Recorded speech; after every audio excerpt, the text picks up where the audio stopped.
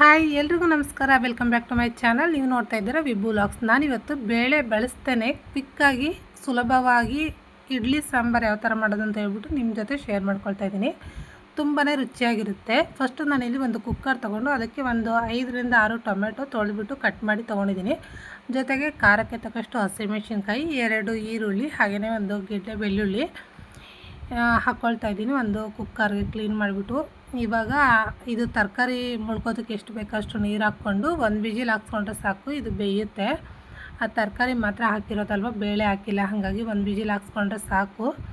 ಇವಾಗ gas on ಮಾಡಿ cooker ಇಟ್ಟು ಕುಕ್ಕರ್ ಕ್ಯಾಪ್ ಹಾಕ್ಬಿಟ್ಟು ವಿಜಿಲ್ ಹಾಕಿ ಒಂದು ವಿಜಿಲ್ ಹಾಕ್ಸ್ಕೊಳ್ತೀನಿ. ಇದು ಚೆನ್ನಾಗಿ ಬೇಯುತ್ತೆ ತರಕಾರಿ. ಬೇಳೆ ಏನೂ ಹಾಕ್ತಾಯಿಲ್ಲ ನಾನು. ತುಂಬಾ ರುಚಿಯಾಗಿರುತ್ತೆ ಈ ಥರ ಮಾಡಿಕೊಂಡ್ರೆ. ಇಡ್ಲಿ ಮತ್ತು ಅನ್ನಕ್ಕೂ ಕೂಡ ತುಂಬ ಚೆನ್ನಾಗಿರುತ್ತೆ. ಇವಾಗ ಒಂದು ವಿಜಿಲ್ ಹಾಕ್ಸ್ಕೊಂಡು ಕುಕ್ಕರ್ ತಣ್ಣಗಾದ ನಂತರ ಕ್ಯಾಪ್ ತೆಗೆದ್ಬಿಟ್ಟು ಇವಾಗ ಇದರಲ್ಲಿರೋ ನೀರೆಲ್ಲ ಸಪ್ರೇಟ್ ಮಾಡ್ಕೊಳ್ತಾ ಇದ್ದೀನಿ ನಾನು. ಸಪ್ರೇಟ್ ಮಾಡಿಕೊಂಡು ಇದು ತಣ್ಣಗಾಗಬೇಕು. ತರಕಾರಿ ಎಲ್ಲ ಬೇಯಿಸ್ಕೊಂಡಿದ್ದೀನಲ್ಲ, ಟೊಮೆಟೊ ಮತ್ತು ಹಸಿಮೆಣಸಿನ್ಕಾಯಿ, ಈರುಳ್ಳಿ, ಬೆಳ್ಳುಳ್ಳಿ, ಇದು ಸ್ವಲ್ಪ ತಣ್ಣಗಾಗೋದಕ್ಕೆ ಬಿಡಬೇಕು. ಒಂದು ಪ್ಲೇಟ್ಗೆ ಹಾಕ್ಬಿಟ್ಟು ಈ ಥರ ಇಡ್ತಾಯಿದ್ದೀನಿ. ಇದು ಒಂದು 5 ನಿಮಿಷ ಬಿಟ್ಟರೆ ತಣ್ಣಗಾಗುತ್ತೆ. ಇದು ತಣ್ಣಗಾದ ನಂತರ ನಾನು ಒಂದು ಮಿಕ್ಸಿ ಜಾರ್ಗೆ ಹಾಕ್ಕೊಳ್ತಾ ಇದ್ದೀನಿ. ಮಿಕ್ಸಿ ಜಾರ್ಗೆ ಹಾಕ್ಕೊಂಡು ಇದು ನೈಸಾಗಿ ರುಬ್ಕೊಬೇಕು. ರುಬ್ಕೊಂಡು ಒಗ್ಗರಣೆಗೆ ಇಟ್ಟರೆ ಬೇಗನೆ ಆಗುತ್ತೆ. 10 ನಿಮಿಷದಲ್ಲಿ ಬೇಗನೆ ಮಾಡ್ಕೋಬೋದು. ಟೇಸ್ಟು ಕೂಡ ಅಷ್ಟೇ ಚೆನ್ನಾಗಿರುತ್ತೆ. ಈ ಥರ ಒಂದು ಸರಿ ಟ್ರೈ ಮಾಡಿ ನೋಡಿ. ಬೇಳೆ ಬಳಸ್ತಾನೆ ತುಂಬ ಚೆನ್ನಾಗಾಗುತ್ತೆ. ಇಡ್ಲಿ ಅನ್ನಕ್ಕೂ ಕೂಡ ಕಾಂಬಿನೇಷನ್ ಚೆನ್ನಾಗಿರುತ್ತೆ ಟೇಸ್ಟು.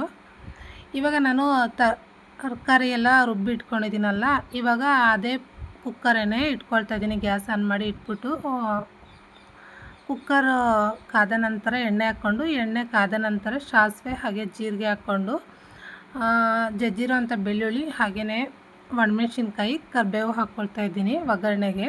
ಈರುಳ್ಳಿ ಏನು ಹಾಕ್ತಾಯಿಲ್ಲ. ಜಜ್ಜಿರೋ ಬೆಳ್ಳುಳ್ಳಿ ಮತ್ತು ಕರಿಬೇವು ಹಾಗೆಯೇ ಒಣಮೆಣ್ಸಿನ್ಕಾಯಿ ಫ್ರೈ ಆದ ನಂತರ ಈ ಥರ ಗೋಲ್ಡನ್ ಫ್ರೈ ಮಾಡಿಕೊಂಡು ಇವಾಗ ನಾನು ತರಕಾರಿ ಬೇಯಿಸ್ಕೊಂಡಿದ್ನಲ್ಲ, ಆ ನೀರು ತೆಕ್ಕೊಂಡಿದ್ನಲ್ಲ, ಆ ನೀರು ಹಾಕ್ಕೊಳ್ತಾ ಇದ್ದೀನಿ. ನೀರು ಹಾಕ್ಕೊಂಡು ಇದಕ್ಕೆ ರುಚಿಗೆ ತಕ್ಕಷ್ಟು ಉಪ್ಪು ಹಾಕ್ಕೊಳ್ತಾ ಇದ್ದೀನಿ. ಉಪ್ಪು ಮತ್ತು ಹಾಗೆಯೇ ಸಾಂಬಾರು ಪುಡಿ ಹಾಕ್ಕೊಳ್ತಾ ಇದ್ದೀನಿ. ನಾನು ಹಸಿಮೆಣ್ಸಿನ್ಕಾಯಿ ಹಾಕಿದ್ದೀನಲ್ಲ, ಹಾಗಾಗಿ ಹಸಿಮೆಣ್ಸಿನ್ಕಾಯಿ ಹಾಕಲ್ಲ, ನಾವು ತಿನ್ನಲ್ಲ ಅನ್ನೋಂಥವ್ರು ಮೆಣ್ಸಿನ್ಕಾಯಿ ಸ್ಕಿಪ್ ಮಾಡಿಬಿಟ್ಟು ಖಾರದ ಪುಡಿ ಬೇಕಾದರೂ ಹಾಕ್ಕೊಬೋದು, ಅದು ಕೂಡ ಚೆನ್ನಾಗಿರುತ್ತೆ. ಜೊತೆಗೆ ಒಂದು ಅರ್ಧ ಸ್ಪೂನ್ ಅರಿಶಿನ ಹಾಕ್ಕೊಂಡು ಈ ಥರ ಕುದಿಸ್ಕೊಬೇಕು. ಇದು ಚೆನ್ನಾಗಿ ಕುದಿಸ್ಕೊಂಡು ಆಮೇಲೆ ರುಬ್ಬಿರೋ ಅಂಥ ಪೇಸ್ಟ್ ಹಾಕ್ಕೊಬೇಕು ಇದಕ್ಕೆ. ಇವಾಗ ರುಬ್ಬಿರೋ ಪೇಸ್ಟ್ ಹಾಕ್ಕೊಳ್ತಾ ಇದ್ದೀನಿ. ಚೆನ್ನಾಗಿ ಕುದೀತಾ ಇದೆ, ಇದು ನೋಡ್ತಾ ಇರ್ಬೋದು. ಚೆನ್ನಾಗಿ ಕುದಿ ಬಂದ ನಂತರ ರುಬ್ಬಿರೋ ಪೇಸ್ಟ್ ಹಾಕ್ಕೊಂಡು ಹಾಗೆಯೇ ಜಾರ್ ಕೂಡ ತೊಳೆದ್ಬಿಟ್ಟು ಹಾಕ್ಕೊಳ್ತಾ ಇದ್ದೀನಿ. ಯಾಕಂದರೆ ಇದು ಮಸಾಲೆ ಎಲ್ಲ ವೇಸ್ಟ್ ಆಗಬಾರ್ದಲ್ಲ, ಹಾಗಾಗಿ ಈ ಥರ ತಿರುಗಿಬಿಟ್ಟು ಇದು ಒಂದು ಕುದಿ ಬಂದರೆ ರೆಡಿ ಆಗುತ್ತೆ. ಇಷ್ಟೇ. ಇಡ್ಲಿ ಸಾಂಬಾರಂತೂ ಸಿಂಪಲಾಗಿ ಆಗುತ್ತೆ. ಟೇಸ್ಟ್ ಕೂಡ ಅಷ್ಟೇ ಚೆನ್ನಾಗಿರುತ್ತೆ. ತುಂಬಾ ಟೇಸ್ಟಿಯಾಗಿರುತ್ತೆ. ತುಂಬ ತೆಳುವಾಗೂ ಬೇಡ, ತುಂಬ ಗಟ್ಟಿಯಾಗೂ ಬೇಡ ಅಂತ ಹೇಳ್ಬಿಟ್ಟು ನಾನು ಇಡ್ಲಿಗೆ ಯಾವ ಥರ ಬೇಕೋ ಕನ್ಸಿಸ್ಟೆನ್ಸಿ ನೋಡಿಕೊಂಡು ಈ ಥರ ಒಂದು ಹದವಾಗಿ ಮಾಡ್ಕೊಂಡಿದ್ದೀನಿ. ತುಂಬ ತೆಳುವಾಗೂ ಮಾಡಿಲ್ಲ, ತುಂಬ ಗಟ್ಟಿಯಾಗೂ ಮಾಡಿಲ್ಲ.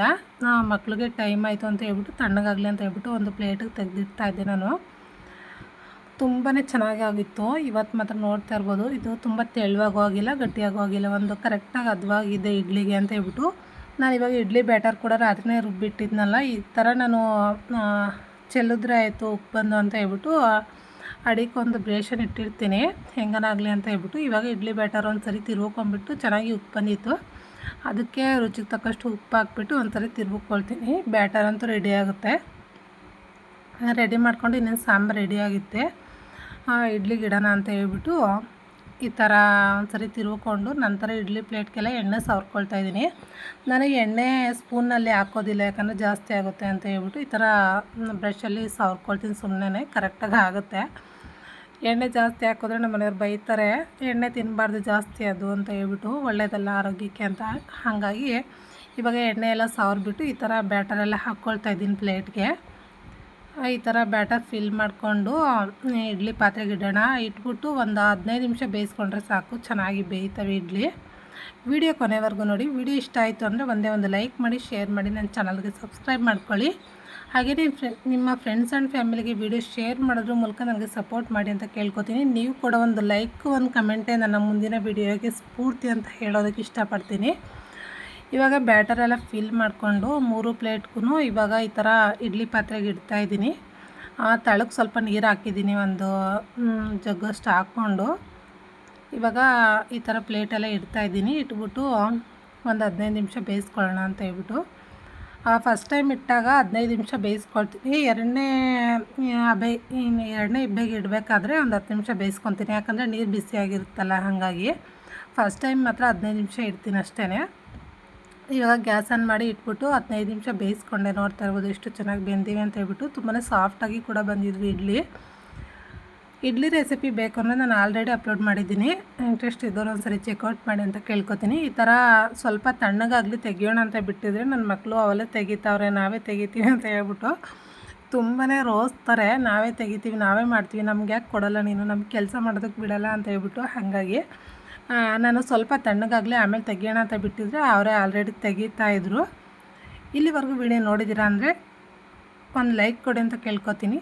Thank you for watching.